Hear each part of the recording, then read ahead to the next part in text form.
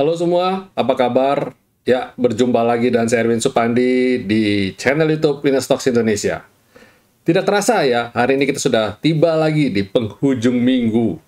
Wow, waktu so fast ya, cepat sekali berlalu. Dan minggu ini kita menjalani dengan penuh drama, penuh drama dan diakhiri dengan luar biasa candle strong. Dan hari ini kita pergerakan hari ini sesuai prediksi kita ya, hijau, sesuai harapan kita, hijau dan tebal, bagus. Dan di akhir minggu ini, ya saya mau berbagi lagi nih akhir minggu ini. Saya mau mengajarkan kepada Bapak Ibu mengenai gap. Ya, gap ini seringkali banyak yang tanya. Dan especially trader pemula. Ya, nggak cuma trader pemula. Trader yang kawak juga kadang-kadang suka bingung. Saya saja kadang-kadang masih suka bingung kok. Ini gap yang seperti apa. Maksudnya bukan cuma sekedar kita bilang, oh ini gap gitu. Bukan. Yang saya mau ajarkan di sini adalah mengidentify gap. Mengidentifikasikan gap. Gap itu pada dasarnya ada 4. Ya, ada 4. 1. Common gap. 2. Breakaway gap. 3. Runaway gap. 4. Exhausted gap. Ya. Common gap itu apa? Common gap itu gap yang biasa. Nah, ini yang sering kali salah kaprah orang. Kadang-kadang kecampur antara gap. Maksudnya gini, kalau kita nggak tidak mengidentify antara common gap dan runaway gap atau breakaway gap, nanti akan ada salah kaprah. 4 jenis ini bukan berarti berurutan ya. Maksudnya terjadinya secara berurutan. Pertama common gap, terus breakaway, terus runaway, terus exhausted. Nggak berurutan. Nggak berurutan. Ini cuma jenis saja. Jenis. Dan bisa saja berulang kejadiannya. Bisa saja di tempat yang sama. Atau bisa saja memang pertama ditandai dengan common dulu, terus kemudian ada breakaway, terus ada runaway, terus terakhir exhausted. Bisa saja komplit itu dialami dalam satu chart, bisa. Nanti saya akan kasih chartnya yang kebetulan contohnya bagus banget untuk Bapak Ibu mempelajari ini. Dan ya, common itu adalah suatu gap ya. Saya mau jelaskan, common itu adalah gap yang umum terjadi. Yang saya sebut ini umum terjadi adalah orang kan seringkali bilang gini, gap itu pasti tertutup Pak. Pasti nutup gitu. Yes, saya nggak pungkiri pasti nutup. Cuma kan kita bisa kapan yang nutupnya itu yang kita tidak tahu. Nah, kalau kita bisa disebut sebagai common, itu dalam beberapa waktu dia akan tertutup, sangat cepat tertutup. Dalam berapa hari mungkin, berapa minggu, mungkin dalam hitungan 1 bulan atau 2 bulan rentang itu ketutup. Itu kita sebut sebagai common gap. Ya, common gap. Dan common gap itu biasanya posisinya itu di antara, maksudnya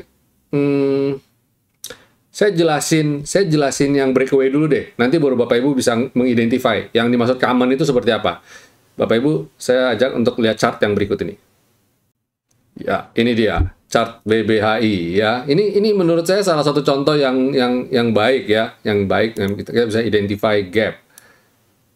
Oke, kita lihat. Nah, ini. Kita tahu dalam beberapa waktu kemarin ini BBH ini paling sering bikin gap ya, paling sering bikin gap. Dan ini contoh yang sering kali bisa kita pelajari ya. Maksudnya kita lihat, oh yang ini kita sebut sebagai common gap. Nah, yang common itu kayak gini nih, common nih. Ini common. Gap turun, terus habis itu dia tertutup lagi dengan cepat. Itu umum, itu biasa ya. Biasa. Sama halnya ketika ini dia naik, terus langsung ketutup lagi, itu common gap. Yang kita bisa sebut sebagai breakaway gap, itu seperti ini. Ini, saya mau kasih contoh, breakaway gap itu seperti ini kira-kira ya.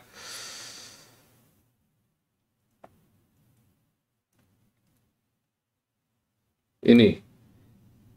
Jadi, ini ada resisten, kita tahu ada resisten di sini ya, di candle ini ada resisten.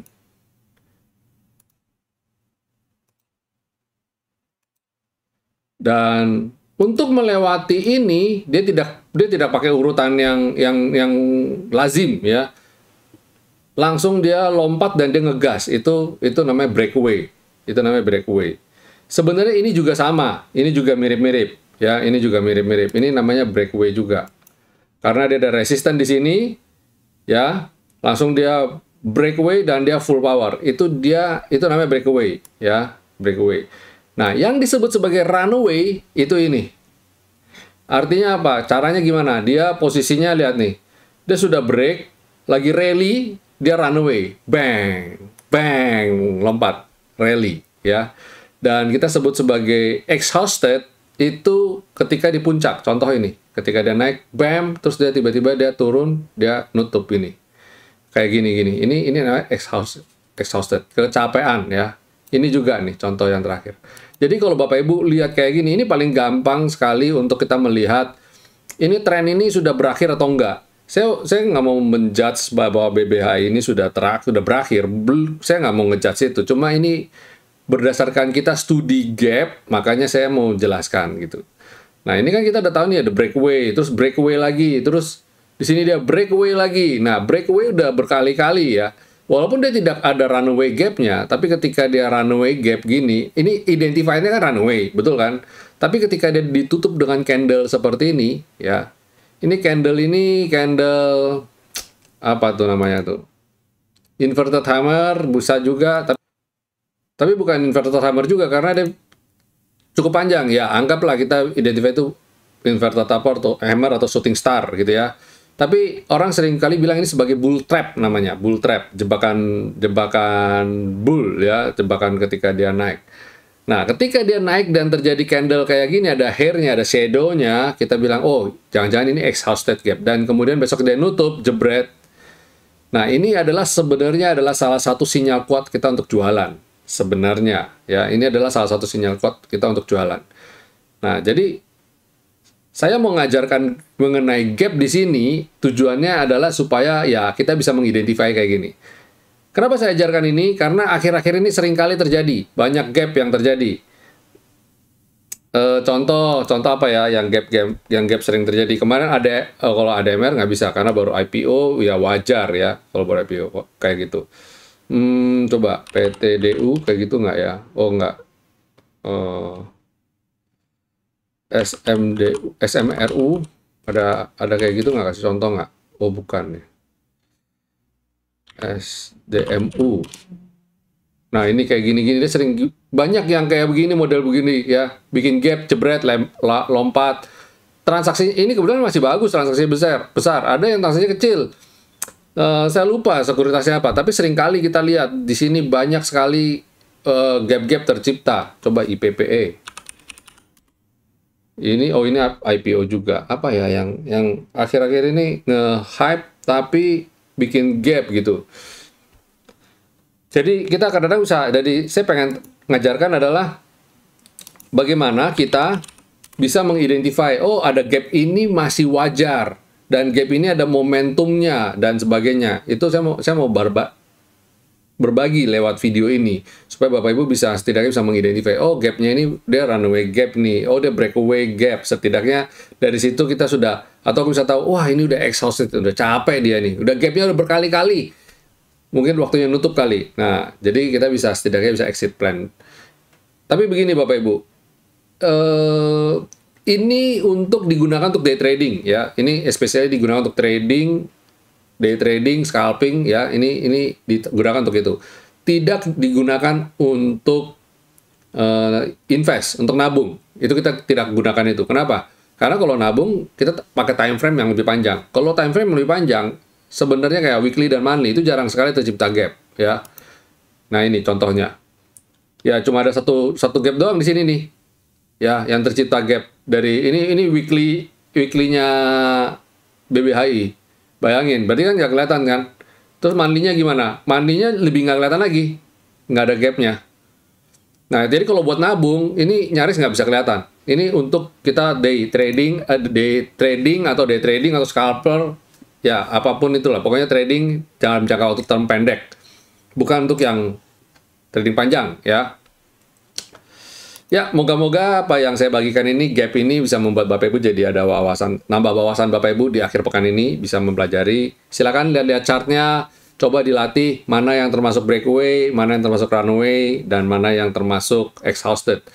Silakan komen di bawah jika Bapak Ibu merasa mendapatkan ilmu yang berguna di video kali ini. Dan jika teman-teman yang member yang masih ingin bertanya mengenai gap atau mau berdiskusi, silakan tanya di grup ya, bebas loh. Tanya aja di grup. Itu fungsinya grup loh ya, kita fungsinya grup, kita belajar ya. Jadi Bapak Ibu lihat chart, tanya aja, tanya di grup, share, silakan. Pak, ini kalau kayak gini kondisi ini gimana? Kita ciptakan diskusi yang baik gitu ya. Nanti kita akan sama-sama belajar. Dengan cara itu kita akan semakin cepat belajar. Nggak usah malu. Bertanya itu bukan berarti kita itu bodoh. Apalagi di dunia trading ya.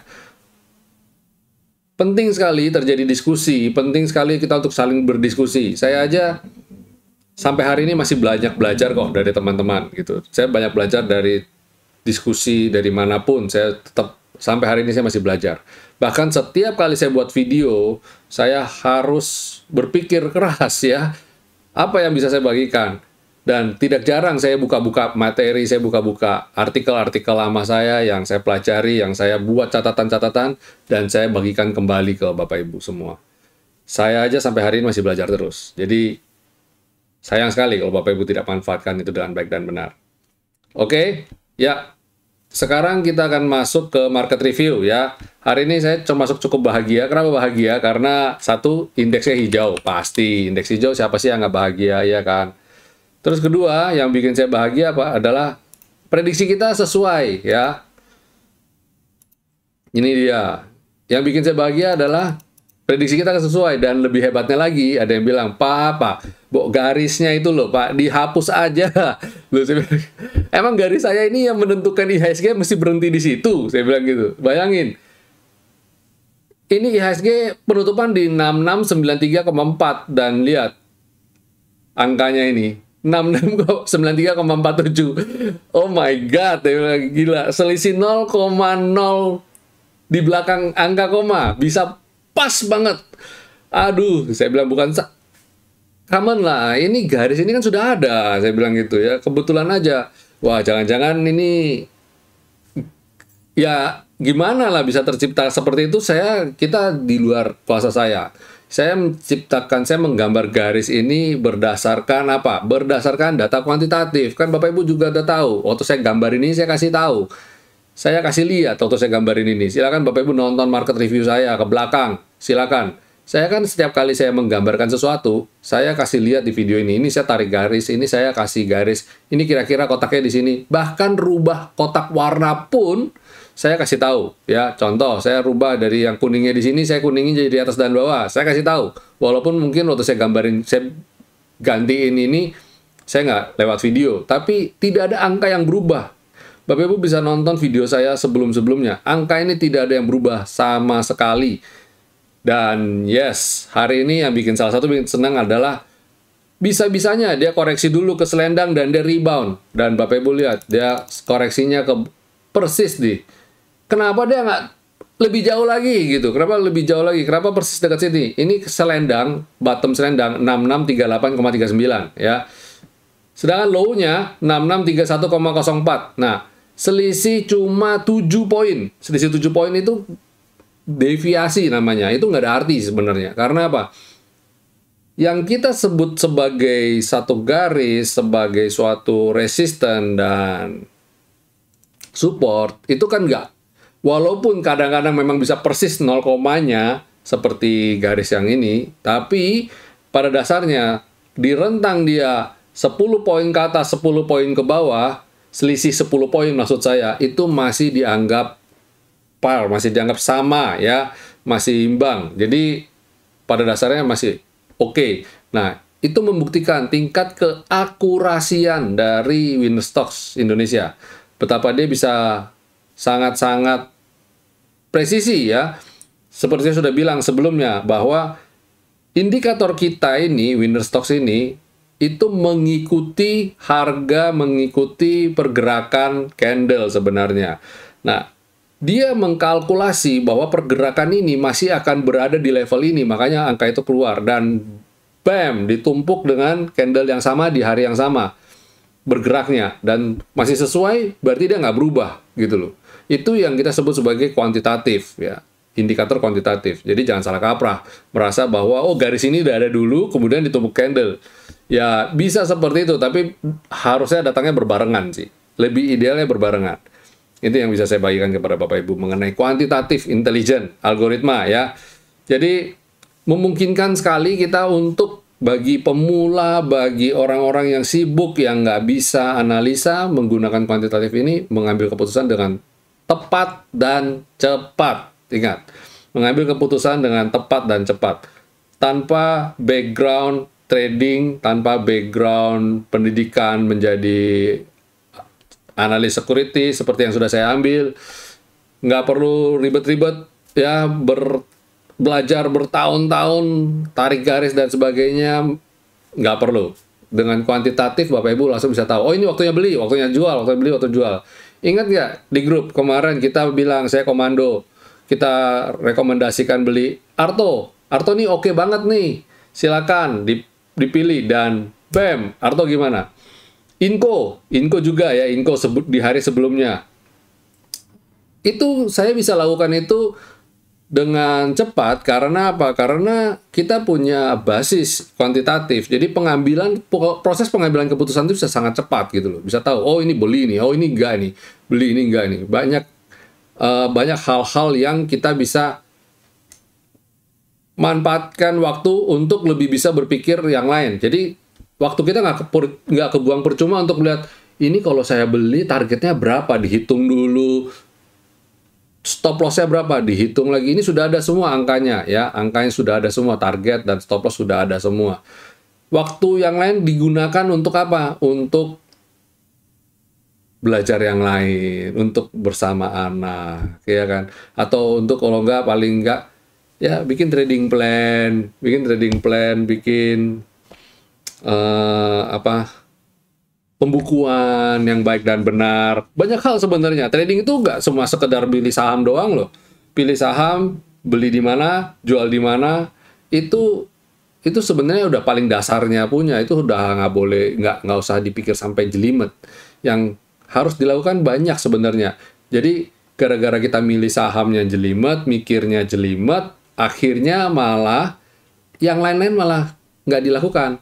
Money management nggak dilakukan, risk management nggak dilakukan, bikin trading plan silakannya nggak dilakukan, tidak punya pembukuan, dan sebagainya. Karena apa? Kecapean milih sahamnya. Nah ini, jangan salah kaprah loh ya. Dan oke, lanjut ya. Udah melebar kemana-mana nih. Kalau udah cerita, susah berhenti. Asing hari ini membuka net buy lagi, 373,3 bio. Wow, sorry, 372,3 bio. Asing net buy lagi, tambah banyak lagi. Dan transaksi hari ini termasuk rendah ternyata, 9,2 triliun saja. Nah, kalau transaksi ini hari ini rendah, kita jangan gegabah merasa bahwa, wow ini udah Januari efek nih, Januari efek tinggal 2 minggu lagi, minggu depan dan 1 minggu lagi depan. Wah, ini berarti bakal hijau. Wow, wait. Jangan gegabah, bro. Ya, tidak semudah itu Ferguson. Coba kita cek dulu weekly-nya. Nah, weekly-nya masih kayak begini, ya. Weekly-nya masih kayak gini, dan yes, memang kalau lihat candle begini adalah artinya apa? Aksi jual dan aksi beli lebih menang aksi beli sehingga membentuk candle begini. Tapi harus kasih tahu dulu, yang model begini biasa kita sebut juga sebagai doji.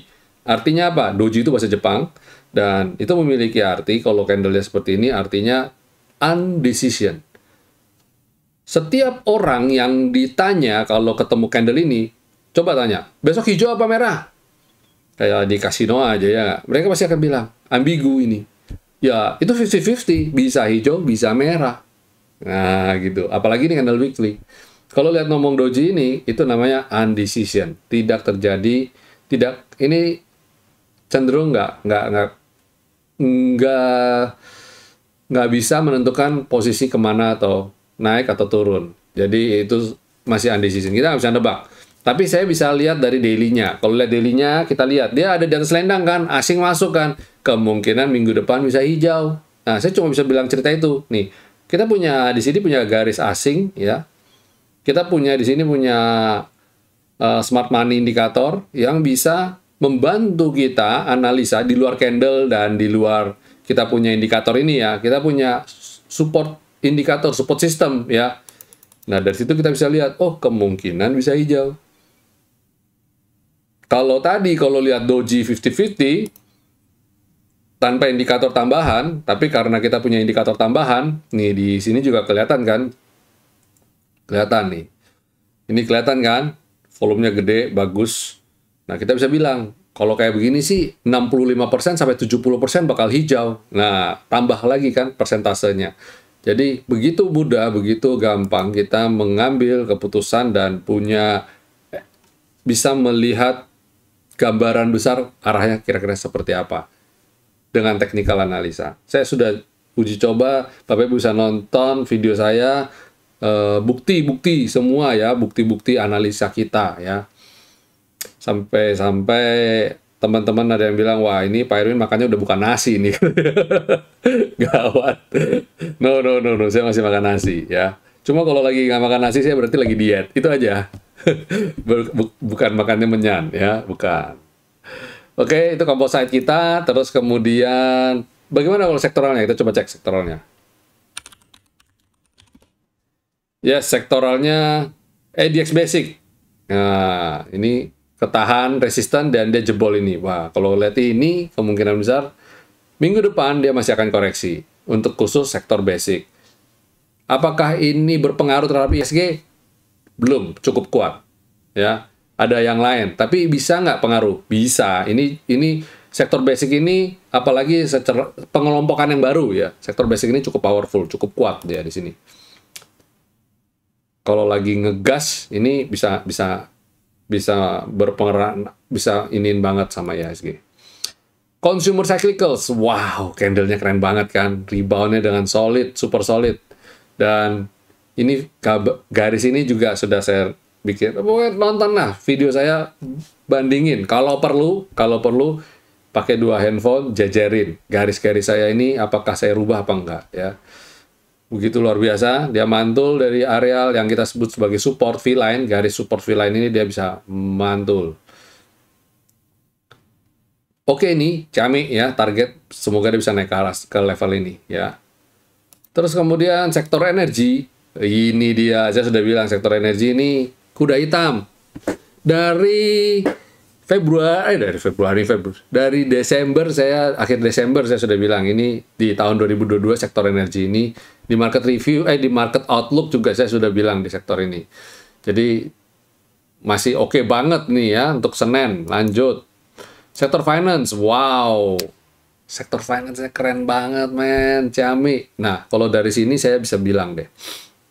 Kemungkinan besar Senin hijau. Oke?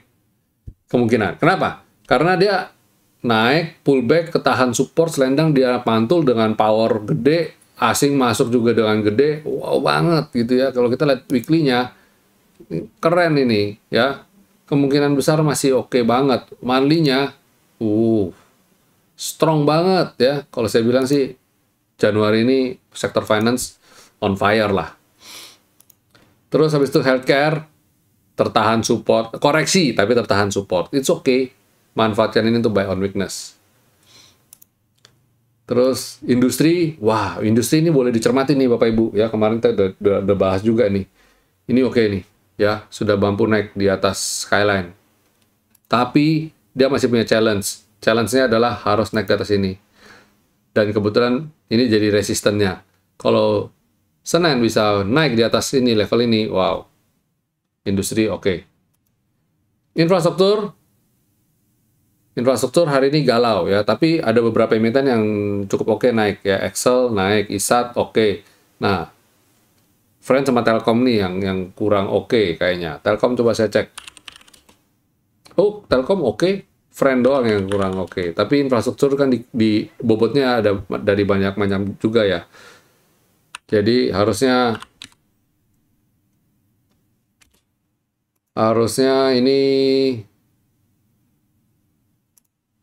ya nggak melulu, berarti dia udah nggak melulu Telkom nih infrastruktur nih di sini nih.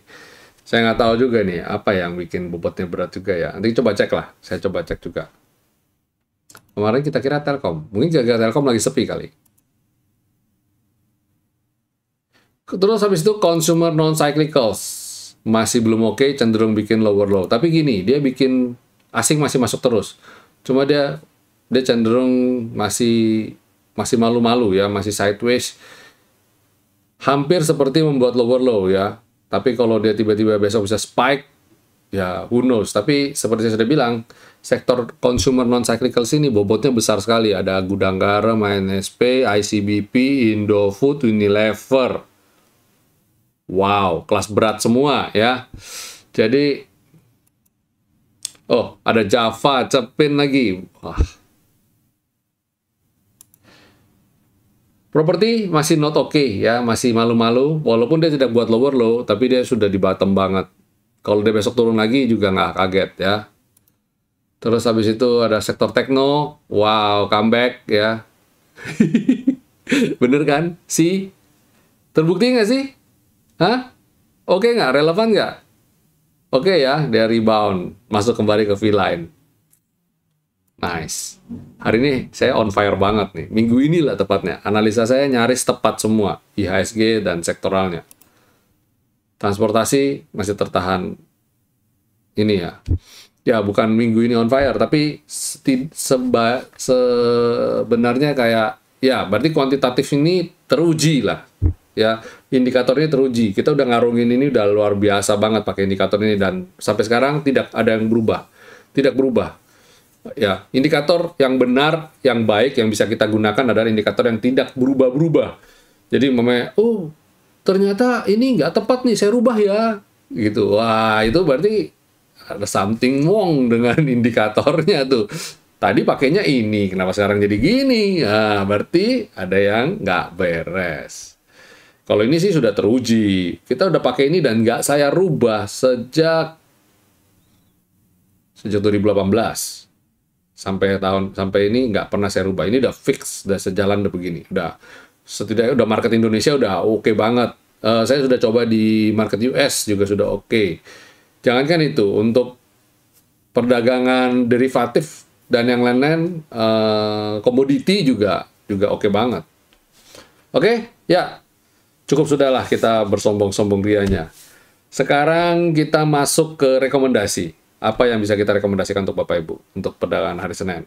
Oke, ini cukup banyak nih. Tapi yang kita saring, kita filter, nanti Bapak Ibu bisa pilih lah. Biasanya saya pilihin sih, biasanya untuk teman-teman di grup saya pilihin. Saya masukin dalam bentuk PDF, Bapak Ibu bisa akses di website, lengkap dengan trading plan-nya. Betul kan? Oke. Oh ya, sudah 2 minggu ya kita bikin analisa weekly ya, berdasarkan mingguan. Maksudnya saya memberikan rekomendasi secara mingguan. Walaupun di tengah-tengah jalan bisa saja rekomendasi itu gagal pindah ke saham lain. Tapi kita berusaha mingguan. Dan oke, lanjut. Rekomendasi pertama adalah MDKA. MDKA ini oke ya, oke karena dia masih bergerak di rentang yang sama. Saya pakai yang ini apa yang ini ya? Ya sama aja sih, mirip-mirip. Angkanya berubah dikit aja. Pakai yang ini aja deh. Ini lebih lama. Masih bergerak di rentang ini, ya masih bergerak di rentang ini dan potensi naik masih terbuka lebar, yaitu breakout all time high-nya. Jadi itu saya rekomendasikan. Atas dasar itulah saya rekomendasikan MDKA. Habis MDKA ada BBNI. Ya di tengah kondisi menguatnya sektor finance, yang lain sudah ada beberapa yang udah menguat. Saya lihat ini menarik untuk dicermati karena dia masih risk and reward-nya masih cukup oke, masih cukup bagus, aman untuk teman-teman entry. Silakan saya rekomendasikan Bank BNI. Setelah itu ada DSNG. Ini adalah sektor agriculture ya, perkebunan kelapa sawit. Dan ini kalau dia bisa breakout V-line, ini oke lah ini. Cakep lah ya. Target saya dia harus bisa breakout ini. Ini sudah ada pernah gambar hasil. Oh enggak, belum ada resisten. Ya dia harus bisa mampu naik ini. Ya ini mirip-mirip lah sama Ali, LSIP dan lain-lain. Cuma ini. Selain ini mungkin bisa lihat sektor, Bapak Ibu bisa lihat intip-intip sektor agriculture yang lain ya. Terus kemudian ada MAPI. MAPI ini menarik dicermati, bagus banget ya. Cuma satu hal yang saya perlu tekankan, transaksinya menurut saya masih kecil. Jadi masih belum oke banget. Tapi layak untuk Bapak Ibu koleksi. Ini oke ya. Nah ini, lihat pergerakannya. Memang pergerakannya agak liar banget ya. Volatility-nya tinggal gila-gilaan. Tapi kalau beli di saham ini cenderung buy and merem. Oke. Terus habis itu MAPI, habis itu Amar. Wah, ini Amar ya. Bank Amar Indonesia. Ini menarik nih. Ya. Kenapa saya rekomendasikan yang gorengan-gorengan juga akhirnya? Karena nggak semua yang blue chip kan jalan. Jadi ya kita trading yang gorengan-gorengan oke lah ya. Terus habis Amar, kayak kemarin saya ada rekomendasikan MSIN. Hari ini MSIN cakep kan? Siapa yang dapat profit MSIN angkat tangan? Ya, hari ini luar biasa ya. Walaupun saya rasanya kok pendek, tapi yang kita jelasin itu singkat, padat, dan jelas ya. Teman-teman bilang lagi on fire lagi, cuannya lagi banyak. Aminin aja, oke? Ya, itu video kita. Teman-teman, terima kasih sudah dengan setia menjadi penonton yang baik ya.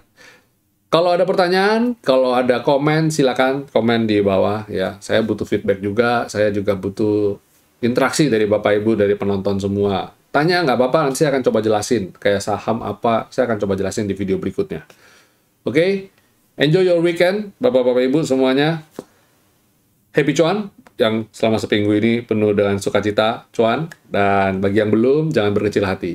Tenang, minggu depan dapat cuan. Oke? Stay safe semua, stay healthy, enjoy your weekend, ya. Stay strong juga. Sampai jumpa minggu depan. God bless you all.